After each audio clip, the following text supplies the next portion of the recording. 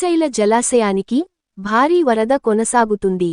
ఎగువ పరివాహక ప్రాంతాల నుంచి శ్రీశైలం ప్రాజెక్టుకు ఊహించని విధంగా వరద కొనసాగుతుంది.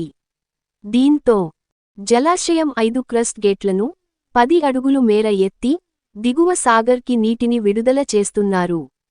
శ్రీశైల జలాశయానికి ఎగువ పరివాహక ప్రాంతాలైన జూరాల జలాశయం నుంచి 1,28,175 క్యూసెక్కులు, సుంకీసుల జలాశయం నుంచి 1,03,437 క్యూసెక్కులు, మొత్తం జలాశయానికి ఇన్ఫ్లోగా 2,31,612 క్యూసెక్కుల వరద నీరు కొనసాగుతుంది. జలాశయం నుంచి అవుట్ఫ్లోగా 2,01,229 క్యూసెక్కుల నీటిని దిగువ సాగర్కు విడుదల చేస్తున్నారు.